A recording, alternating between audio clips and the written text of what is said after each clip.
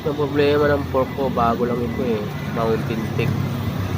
Ano, sumisingaw siya dito sa ano, sa may tagaan mismo ng dito sa halos gilid. Pero nilagyan ko na yung epoxy. Singaw ko rin dito sa ilalim naman sa dumadaan. So ngayon, kanaya ako ng ride sa San Mateo eh. Dumaan ako rito sa shop. Yan. Para ayusin yung pork na to. Kala ko kasi gumawa ng liabi dito kasi walang liabi ko na makukuha dito. Dito. Ayan o. Ito lalagyan ng ipin. Buksan na natin yan.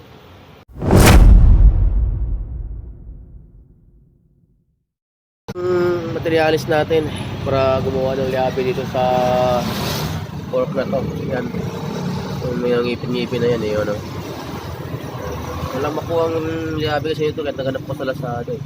So itong gagawin natin, tubo, tapos yan, gagawin din rin natin itong mga to, gagawin natin ng ipin para sumakto doon. Tapos bubutasan natin dito para pagpihitan. So try natin.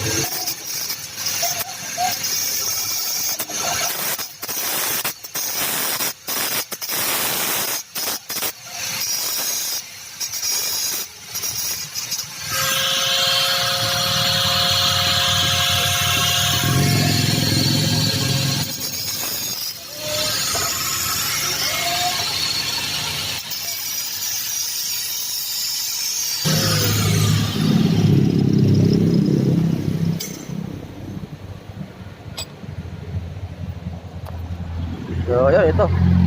Ayan. Parang puro na lang siya. Ayan. Tapos try natin salpak nito. Kakasya siya. Ang ipin niya.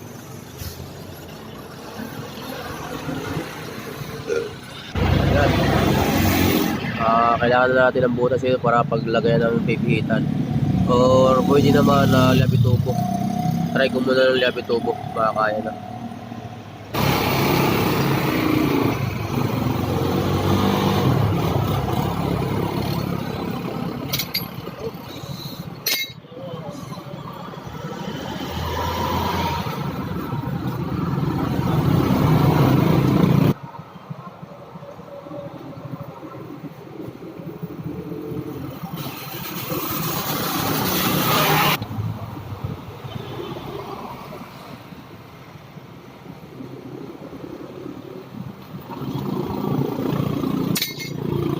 Ano na buli po rin dyan ta?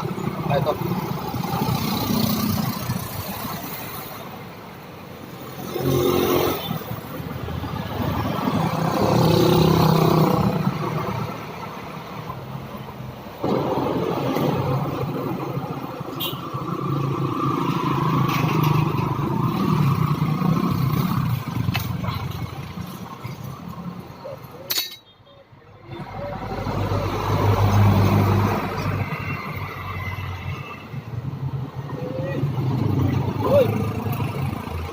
Pahinga ka naman pag linggo.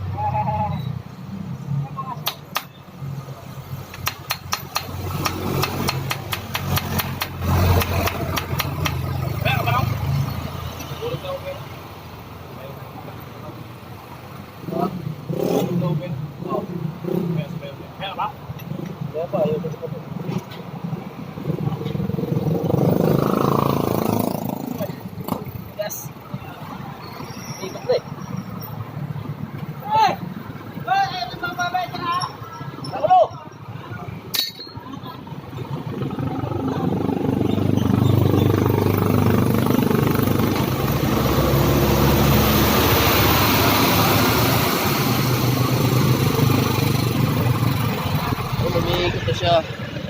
Puro matigas eh. Medyo umangat na nga siya. Tapos kumakabis yung labi natin dahil ano, matigas sobra. Aluminum pati yung ano niya, parang ang dalit niyang mabihin. No? Mga kapot-pot oh, natanggal ko na. Ayan oh, lumambot din siya. Ayan.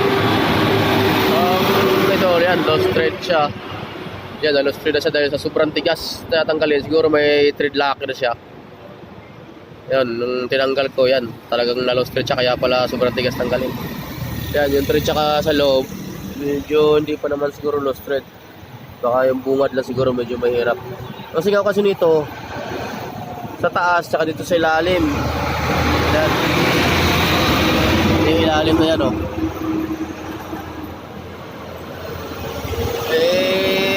Ang ano yan, dito lang naman ang dugtungan niya sa taas, eh. Dito lang naman yan, eh, oh. So dito dumadaan yung hangin, napunta rin sa ilalim. Sabihin, maluwang itong ano to, dito sa slip na to. Ngayon, gawa natin ng paraan.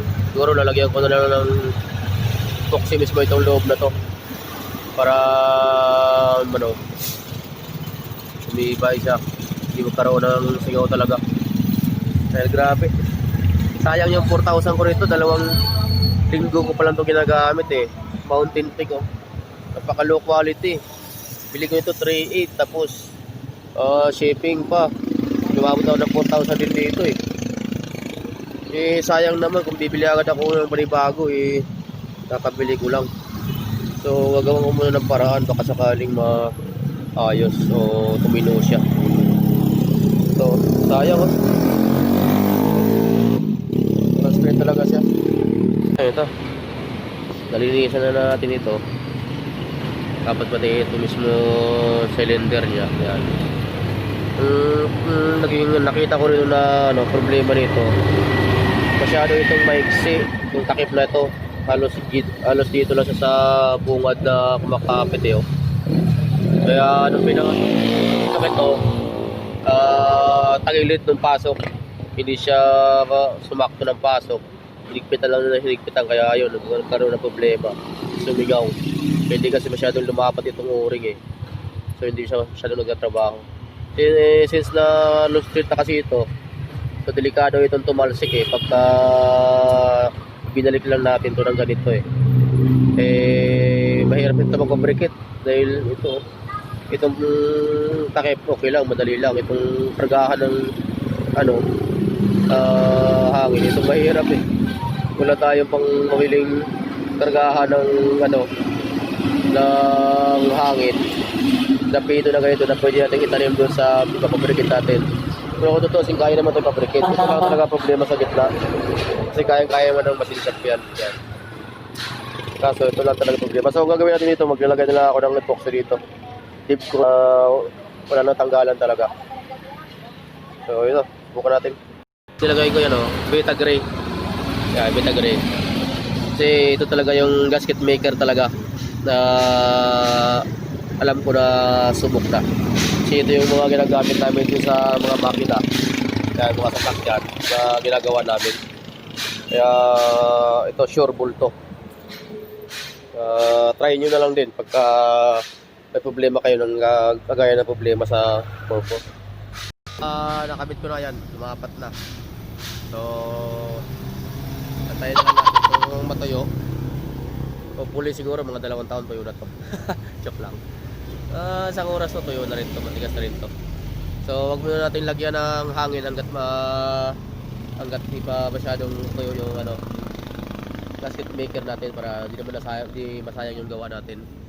Kasi syempre hangin, medyo mataas yung PSI na ilalagay natin dyan.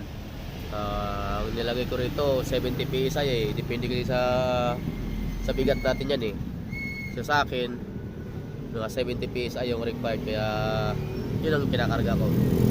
Pagka nagtitrill ako, nabawasan ko lang siya 50 ganun, para hindi siya masyado matigas. Yan. So sana maging okay na ito. Yung mga ng labi niya yan, nagkanda lasog-lasog siya. Kasi nga dahil sa DIY lang yung natin, sakit natin na pinabricate. Apurahan lang din, hindi masyadong na plano din.